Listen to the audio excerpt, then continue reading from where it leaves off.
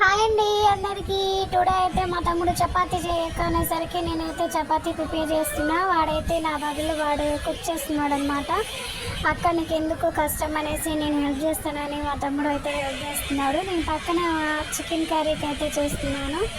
Chicken కర్రీకి అయితే నేను కావాల్సిన ఏంటంటే 2 పచ్చిమిరపకాయలు, 1 ఉల్లిపాయ వేస్తాను ఫ్రెండ్స్. అవి బాగా మగ్గిన తర్వాత నేను మాత్రం అల్లం వెల్లుల్లి పేస్ట్ వేస్తాను. ఎక్కువైతే మసాలాలు అయితే నేను వేయదలుచుకోలేదు. లైట్గా అయితే నేను అల్లం వెల్లుల్లి పేస్ట్ వేస్తాను మాత్రం, అంతే ఫ్రెండ్స్. అది అల్లం వెల్లుల్లి పేస్ట్ బాగా వేగాలి ఫ్రెండ్స్. బాగా వేగిన తర్వాత 2 టమాటాలు కోసుకొని దాంట్లో వేసుకోవాలి.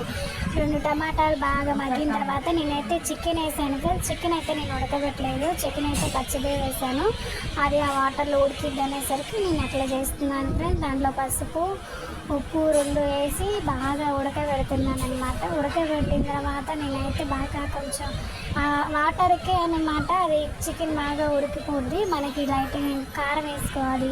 కారం వేసుకొని కారం అయితే మేము ఇంట్లో చాలా ఎక్కువగానే తింటాము ఫ్రెండ్స్. అందుకని నేనైతే కారం ఎక్కువ వేసాను.